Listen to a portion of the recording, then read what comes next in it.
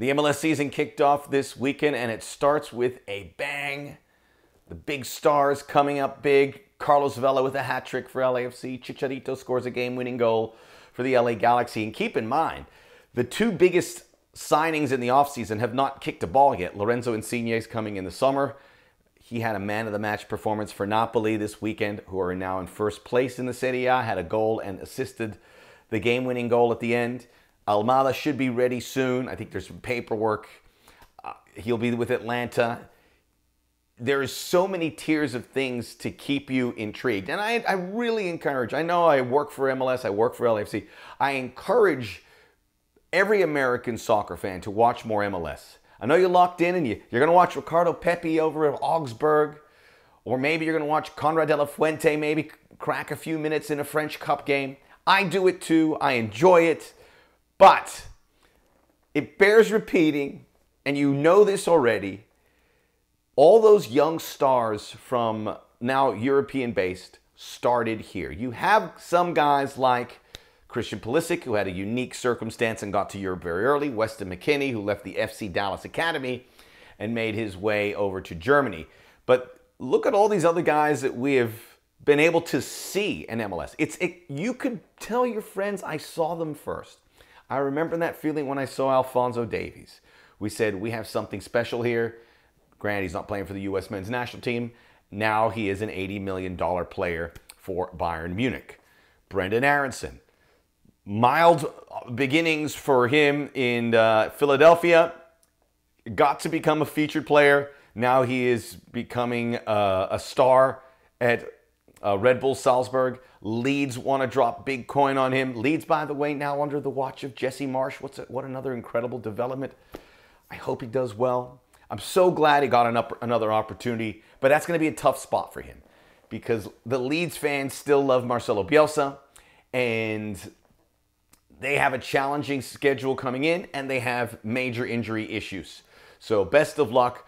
Jesse Marsh, again, with success, opens a door for another American coaches. But getting back, Brendan Aaronson we saw here in Major League Soccer. Tyler Adams with the Red Bulls. Ricardo Pepi, a more recent example. Miles Robinson still in Major League Soccer, elite defender. So you get to see these guys. So if you're a true fan of the national team or the World Cup or soccer in general and you live in the U.S., you'd be doing yourself a disservice to not tune in a little bit. Joe Scally, logging away at New York City FC, in an instant, he's off there at Borussia Mönchengladbach. So you got to watch MLS to be a comprehensive fan of the national team situation. I'm just saying it for your own good, because you'll become all the wiser. It's nice. It's a good feeling to say I saw it first. So that's just a small group. Gianluca Busio. All these guys, if they show that, Brian Reynolds.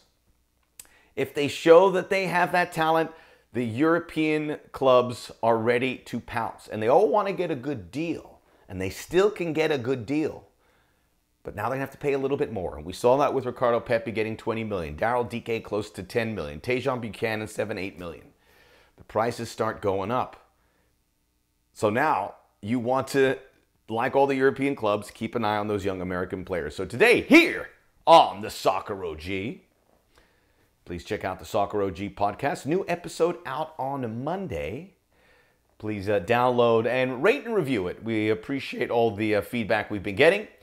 And like and subscribe the video here so we can continue to get out great videos as we approach the very busy month of March. 3 World Cup qualifiers for a spot in Qatar. April 1st, the World Cup draw. I sense we'll have an all-nighter for that one. We'll go right into it and watch it together, and the U.S. will be in there. We'll talk about that at a later date. I don't want to bog that down right now because we talk about it a lot. But today we're going to talk about the top homegrown teenage prospects. Call them what you will, however you want to describe them, currently in MLS, that will soon be making that move. There's not just 6. I picked 6, but there are many, many more, and there'll be many more that we're not even on our radar that will quickly get on it. It happens quickly. There's a new MLS Next league where we'll be able to identify the young talent even quicker, so you could watch that league, and they'll be televising it, to see the next great thing. And we know it's happening because it was one player, then it was 5, it's 10, 20. It's happening thick and fast, and it's every market in Major League Soccer. So there is 6. I wanted to give a few names that didn't make my list that could easily be the next big thing. Tavon Gray, who plays a lot for New York City FC. He's 19. Edison Ascona. FC Dallas is the gold standard of academies. Benny Redzic plays from Bosnia-Herzegovina. Was on that academy. Is very good. Jalen Neal at the Galaxy. Nathan Ordaz. I saw him in a friendly for LAFC, and he was very impressive. He's not with the club, but he did get called into the El Salvadorian national team. And by the way, El Salvador, they are picking away at some of these young players, and the U.S. are going to miss out on one because El Salvador opened the doors first. They're doing a great job. El Salvador is going to be a real threat to qualify for the next World Cup, especially in an expanded World Cup. A wonderful developing story. So lots of good players there, but I'm gonna put it down to 6. They're in no particular order. I am going to begin with Caleb Wiley, who in weekend number 1, and what I saw this weekend inspired me to do this video. Weekend number 1, came on in the 75th minute and scored the goal. I believe it was a game-winning goal for Atlanta United. Wiley was signed to a homegrown contract 6 weeks ago. Now he has gotten into the mix, and there's a lot to like about Wiley. One of the things I really like about him is he's left-footed. He played as a winger when he came on, but he could be a left back. Think about the Brian Reynolds phenomenon. We got a small sample size, and everyone saw the talent and athleticism. These scouts are quick. And granted, his move to Europe hasn't worked out yet, but Roma brought him in, and now we hope he can get back to a good place. But it happens quickly, and if Caleb Wiley has a few good games, we mentioned Joe Scally, these things happen quick. That Wiley could be a guy, he's just 17, that has all those features that could make him one of these next players to move on. Keep in mind, George Bellow, another fullback. We'll talk about a couple fullbacks. We have a couple fullbacks on this list. We have a couple deep line midfielders. We have a goalkeeper, and we have a creative midfielder. In the marketplace, fullbacks are worth their weight in gold. So if you could play winger, but you're good at fullback, if you're okay, or if you're a good winger, but you can certainly play a little deeper, you go to fullback. That's where you will get the best value. So Wiley projects as a left back. You know this, left backs are in demand. Everyone needs a left back. And we'll see. It's still early. This is still very early. This is just so that we can all keep an eye when we watch Atlanta United. And we all want, look, we stay up early in the morning to watch Mönchengladbach games or Royal Antwerp to see our young players. You can see them in MLS. And you can see it at a decent hour most of the time. So this is it's a guide for all of us. Caleb Wiley, because he scored the goal, gets number 1 on my list. Number 2, Obed Vargas.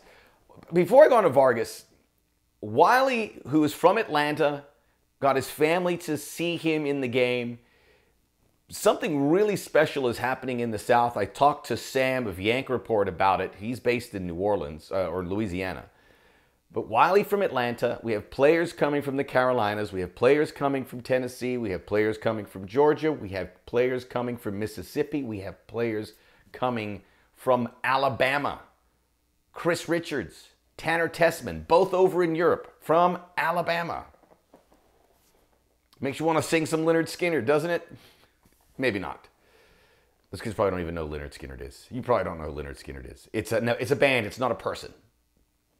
So the South is developing. Now, number 2 on my list, Vargas, Obed Vargas, who is 16 and made his first MLS start this weekend and did play in the CONCACAF Champions League, is from Alaska.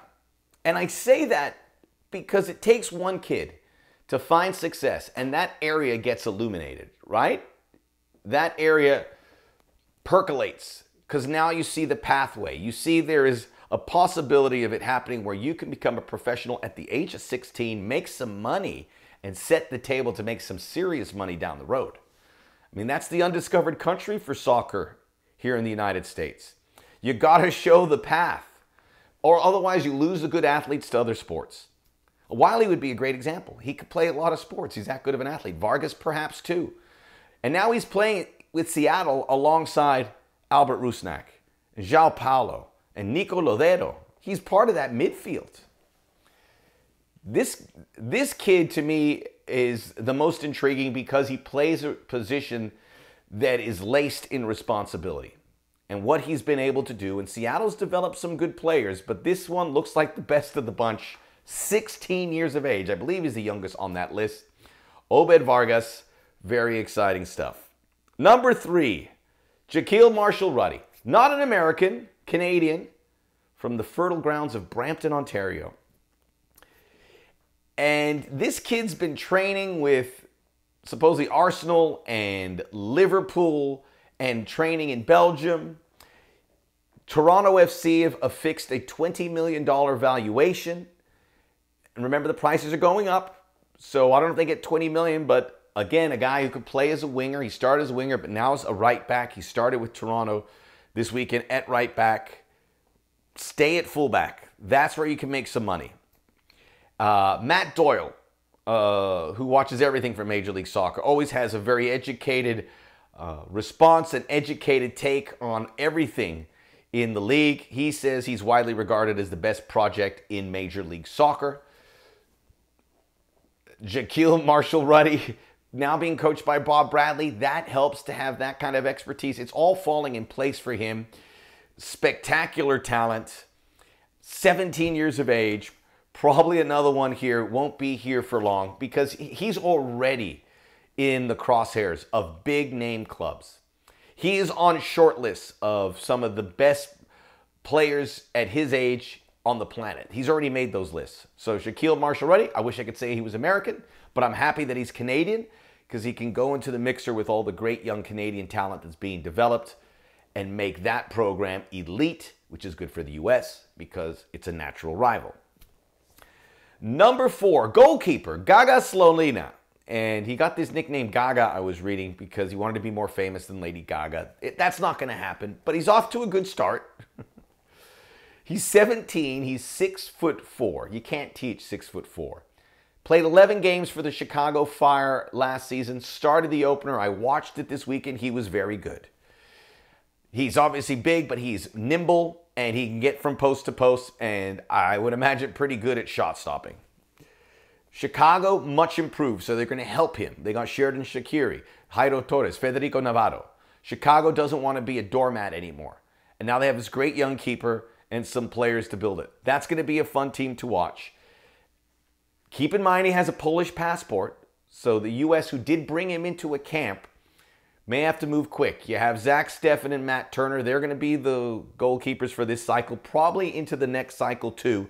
But maybe around the time 2026 arrives, Slolina could be ready. Definitely by the next cycle. I mean, it's crazy to talk about 2030. But goalkeepers usually get a couple World Cups. If Zach Steffen continues on the trajectory he's on, he's going to get this World Cup and the next. Or Matt Turner, who's a little bit older, but both in that same age group. Slolina talks the talk, has the attitude, and again, he's going to get every opportunity to succeed here in this league because he's already the number one. They got to protect him a little bit because when you see him, you can't believe he's 17. He acts, he talks like a much older player. It's good to have a goalie there. And remember, United States, they were the number one in creating goalkeepers for a long time. It's come off the boil a bit, but maybe it's coming back. Number 5, Paxton Aronson, who came off the bench for the Philadelphia Union, and he's been getting all the pub as of late, heading into the season, like the next breakthrough, which is a lot of pressure. And then they were saying better than his brother Brendan, and I'm like, because Brendan has been remarkable, but you can see in Brendan Aaronson a guy who has put the time in. And he's a perfect example of a player that says, I will give you every fiber of effort I have to make sure you put me in the starting 11, to make sure my club is successful. He is nonstop, and we saw that in the Champions League game against Bayern Munich. I'm so excited to see the second leg, see if Red Bull Salzburg can continue. Now, Paxton can run like Brendan, but is viewed as a better playmaker, better on the ball. Having the brother there has to help because he can kind of give him, it makes sense. Give him a primer on how it works. I worry a little bit because we put a lot of pressure on him, and I didn't see him in the starting 11 for a Philadelphia team that looks like they are resetting things. Hopefully he starts getting in there. He's such a fun watch. He's unlike anyone else on this list or any young player right now because of what he can do in a technical capacity. Paxton Aronson. Moses Nyman will be my final pick here, and he's been at it for a little bit.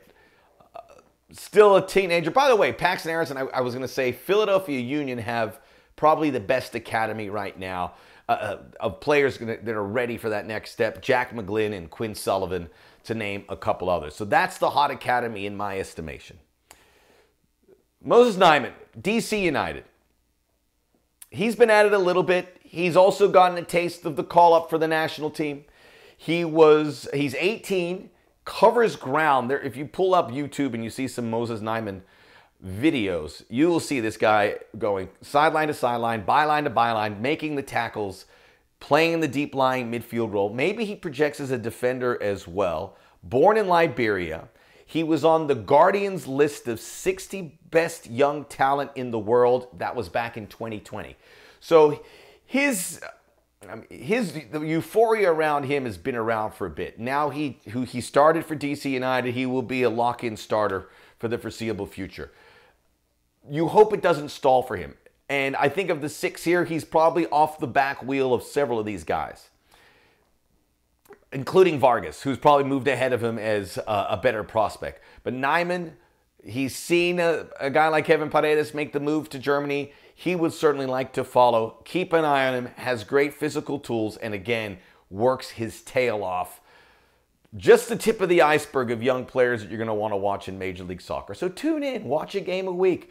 Make sure you watch the highlights. See who started. I always look at lineup cards to see who started, and you get a good idea. Because if you can't watch the games, if you see if they played and you see the stats, it helps give you a better idea when we start talking about analytics, etc. with this. So check out MLS. It's important. You'll feel good about it, and you'll get smarter about the national team. The Soccer OG, Soccer OG, like, subscribe. Busy week coming up. Check out the podcast. We'll talk to you very soon.